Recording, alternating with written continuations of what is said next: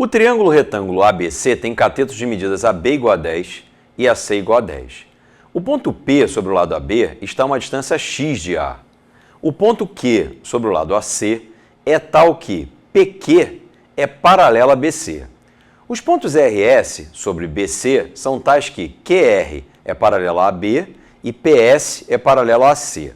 A união dos paralelogramos PBRQ e PSCQ determina uma região cinza de área f de x no interior do triângulo ABC. Letra A, calcule f de 2. Letra B, calcule f de 8. Letra C, encontre a expressão de f de x para x entre 0 e 10. Letra D, para qual valor de x a área f de x é máxima? Essa é uma reprodução da figura que você viu no enunciado. Nós temos aqui um triângulo retângulo, ABC. Os catetos AB e AC medem 10. Sobre o cateto AB, há um ponto P, que tem a liberdade de se movimentar para lá ou para cá, ficando mais perto de B ou mais perto de A. A distância dele é medida a partir do ponto A, e essa distância pode ser modificada.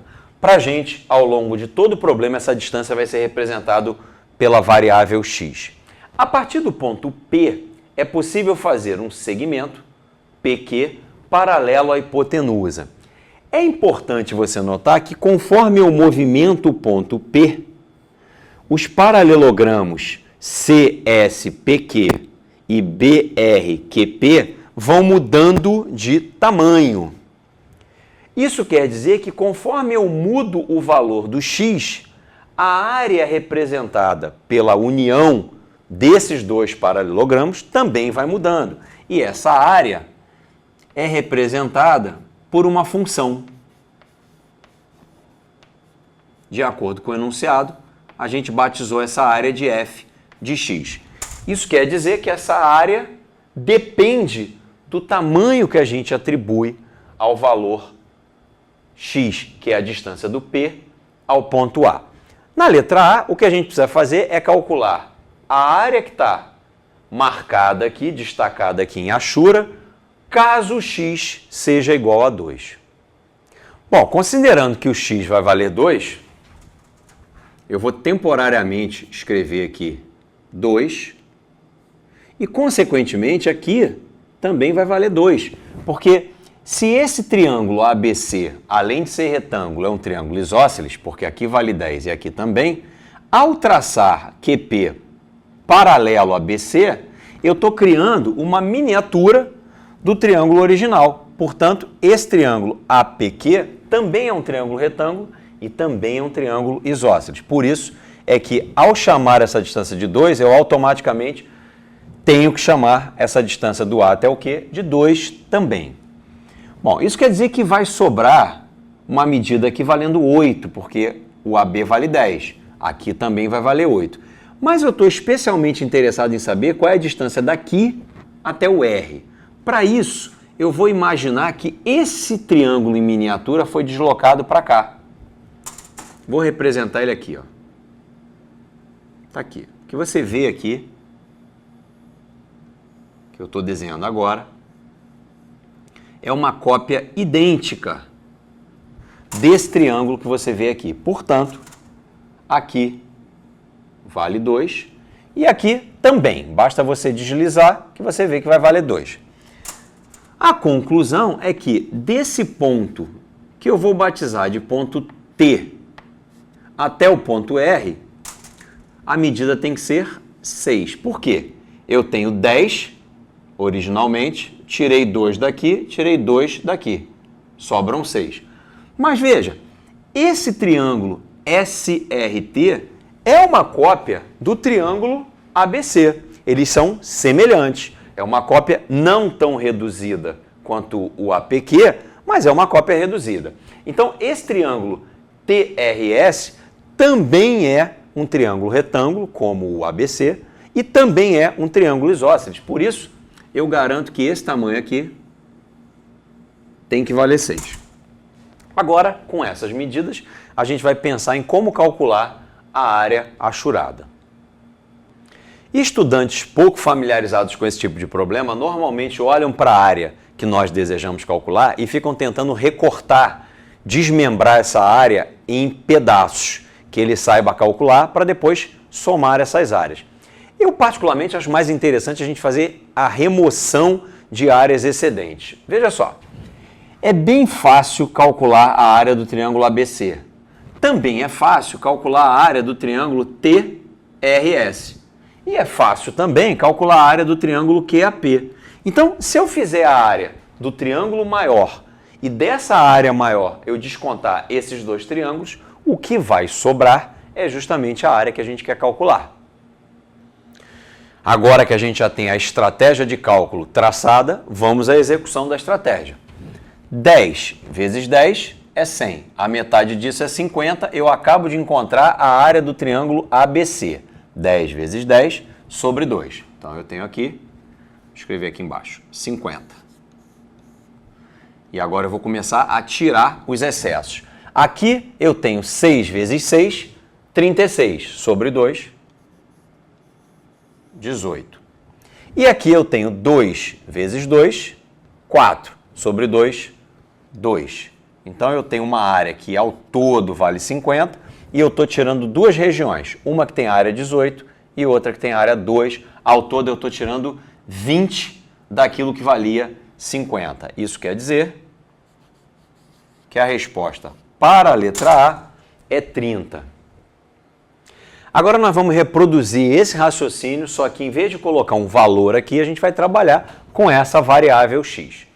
Então, nós já sabemos a razão pela qual, se esse tamanho vale x, esse tamanho aqui também tem que ter a mesma medida que esse.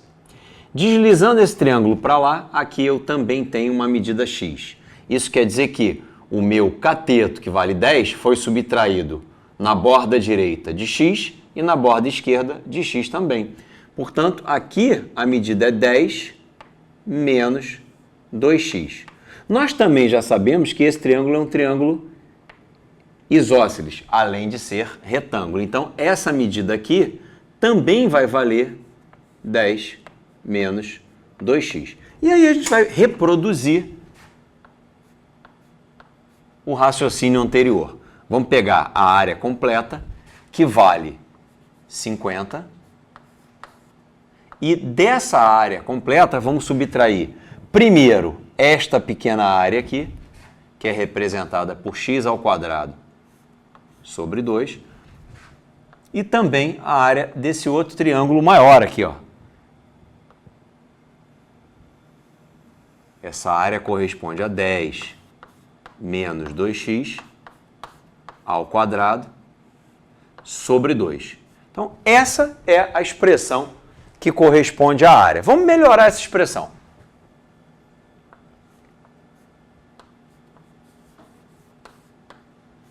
Eu vou colocar o meio, o menos meio em evidência, de modo que vai me sobrar aqui um x ao quadrado. Deixa eu colocar colchetes aqui. X ao quadrado mais o quadrado de 10 menos 2x. Vamos desenvolver e ver se a gente consegue juntar coisas aqui. Então, eu tenho 50 menos meio, que multiplica x ao quadrado mais 100 menos 40x. Não se esqueça de que um binômio ao quadrado vira um trinômio e é isso que eu estou fazendo aqui. Mais 4x ao quadrado. Bom, agora eu vou fazer a distributiva com esse menos meio aqui. Então, isso vai ficar 50 menos x ao quadrado sobre 2. Aqui eu vou ter menos 50. Aqui eu vou ter mais 20x. E aqui eu vou ter menos 2x ao quadrado.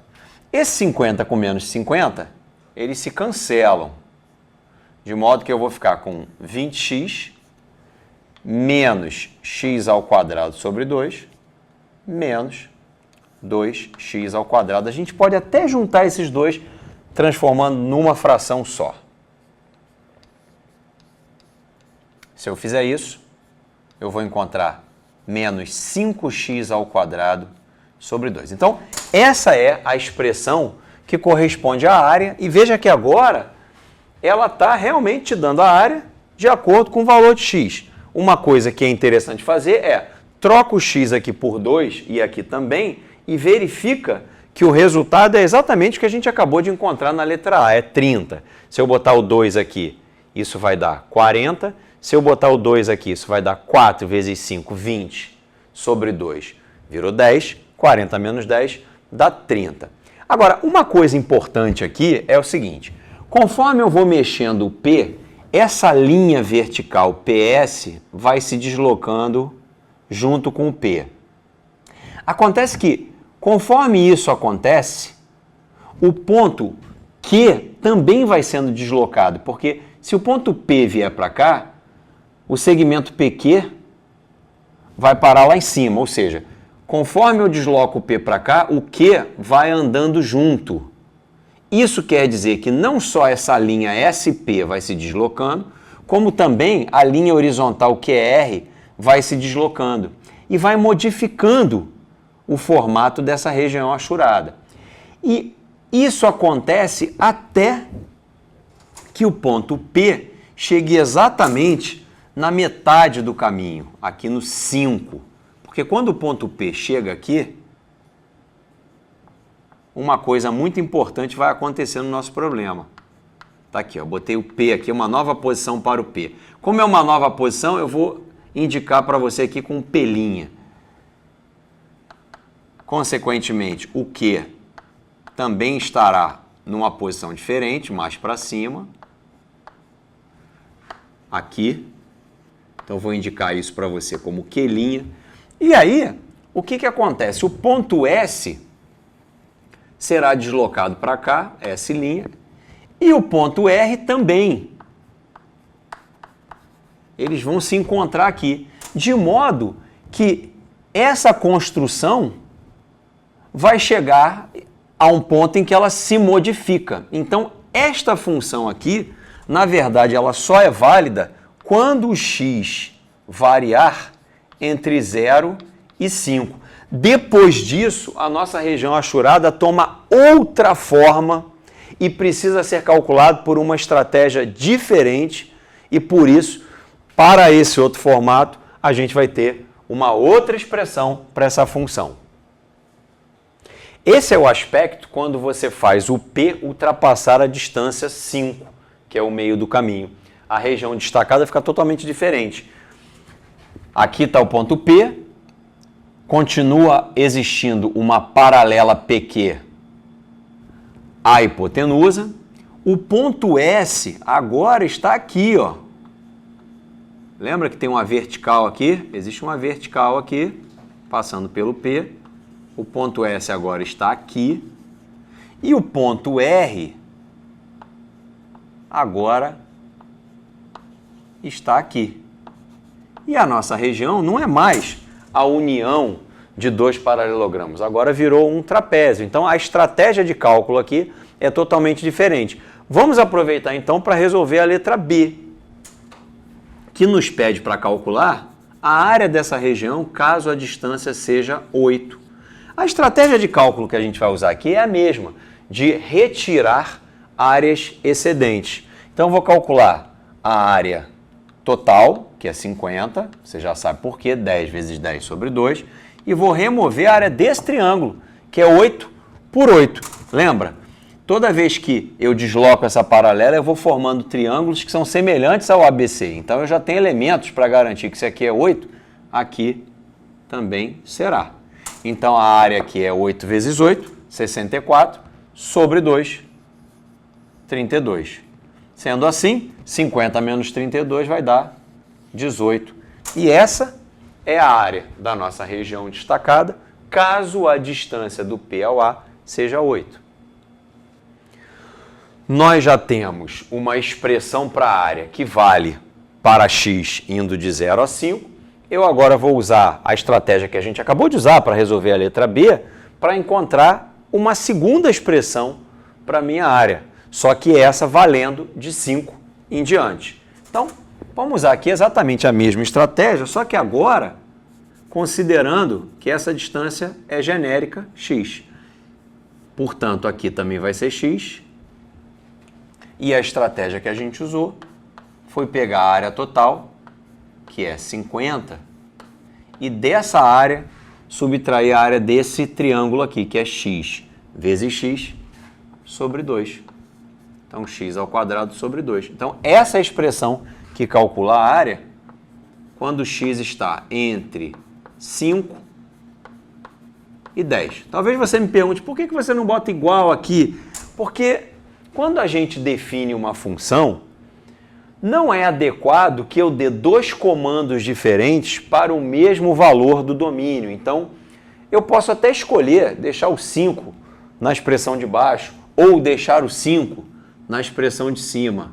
O que eu não posso é não deixar a marcação do 5 em nenhum dos dois, porque nesse caso eu não teria uma imagem, uma resposta, uma área para x igual a 5, e nem posso deixar marcado os dois, porque aí eu estou caracterizando dois comandos diferentes para o mesmo valor do domínio. Isso é inadequado. Portanto, aqui eu tenho uma função composta por duas expressões e elas juntas descrevem o que vai acontecer com a área da região conforme você desloca o P entre os pontos A e B.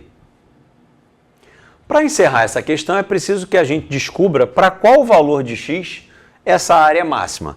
Então, eu vou usar a seguinte estratégia. Eu vou calcular qual é o x que transforma essa primeira expressão num valor máximo. Depois, eu vou ver qual é o x que transforma essa segunda expressão num valor máximo.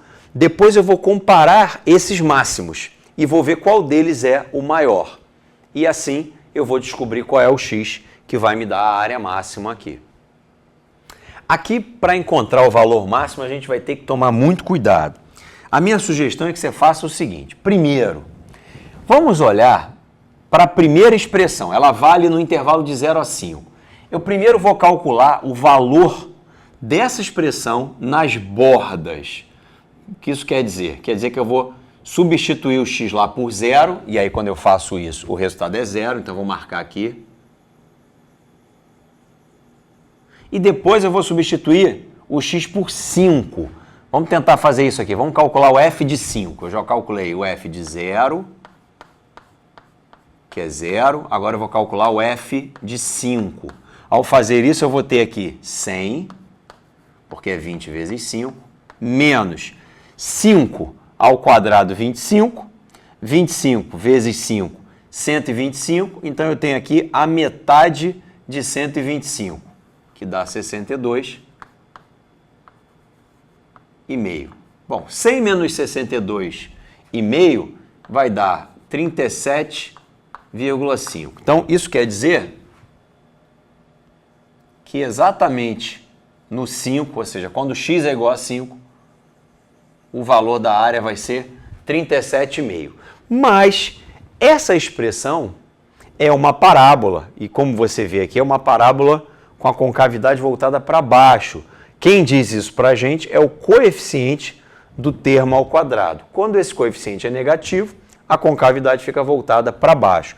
Então, eu preciso checar se essa concavidade voltada para baixo atinge um máximo depois desse ponto, ou se ele faz um máximo antes e quando chega nesse ponto ele já está em queda. Como é que a gente faz isso? Vamos calcular o x do vértice para esta expressão. O x do vértice é dado por menos b sobre 2a. Bom, o b aqui é 20, então aqui eu vou escrever menos 20. O a aqui é menos 5 meios. Vezes 2, porque eu preciso botar 2a aqui, eu vou ficar com menos 5. Isso quer dizer que o x do vértice é 4. Portanto, aqui no 4, eu tenho um valor máximo para essa expressão. Vamos checar que valor é esse? Vou calcular o f de 4. Então, eu venho aqui, coloco 4, isso vai dar 80. Depois eu venho aqui, coloco 4, isso vai dar 16. 16 dividido por 2 é 8. 8 vezes 5 vai dar 40. 80 menos 40 é o próprio 40. Ou seja, quando x vale 4, a área vale 40. Eu vou registrar isso aqui. 40. E quando x vale 5, a área é igual a 37,5. Então, perceba que o comportamento daquela primeira parte da função é esse aqui, ó. Subiu, foi lá no 40, que é o máximo, e desceu, parou aqui. Só que a partir de agora, eu preciso refazer essa análise, só que olhando para a expressão de baixo. É isso que a gente vai fazer agora. Então, a gente vai usar a mesma estratégia, como eu falei para você. Vamos primeiro calcular os valores da função nas extremidades e depois a gente vai ver se tem algum máximo pelo meio do caminho. Então, agora eu estou olhando para a segunda expressão. Olhando para a segunda expressão, se eu atribuir 5 a essa segunda expressão, eu vou ter aqui 5 ao quadrado, 25, sobre 2, 12,5. 50 menos 12,5 dá exatamente o 37,5 que eu tinha calculado aqui. Então, essa conta aqui está desnecessária. Perceba que quando eu jogo o 5, ele vai dar 37,5, tanto pela expressão de cima quanto pela expressão de baixo. Agora a gente vai calcular o f de 10, que é a outra extremidade. Vamos ver o que vai acontecer. 10 ao quadrado é 100, sobre 2, 50. 50 menos 50 dá 0. Então, ele volta a cair até o 0. Agora, eu preciso observar se aqui, pelo meio entre 5 e 10, existe alguma corcova, algum ponto de máximo, porque, como você vê, isso aqui também é uma parábola e a concavidade também está voltada para baixo, porque o coeficiente aqui é menos meio. O coeficiente do termo de grau 2 é negativo, indicando que a concavidade está para baixo. Então, como é que a gente faz isso? Olhando para a segunda expressão, eu vou calcular o x do vértice. Nós já sabemos que isso é menos b sobre 2a, só que o b aqui é 0. Então, nem importa quem vai ser o a. De fato, o x do vértice vai ser o próprio 0. Isso quer dizer que essa curva que está aqui no 0, ela vai subir, eu estou andando para trás. Aqui ela vai atingir o 37,5 e ela só vai atingir o máximo quando o x for igual a 0. Mas essa expressão não faz sentido para x igual a 0. Então, de fato, o que acontece aqui é alguma coisa mais ou menos assim. Bom, depois de fazer essa composição de informações aqui, eu vejo claramente duas coisas. Que a área máxima desse problema é 40 e que essa área máxima vai ocorrer quando x for exatamente 4.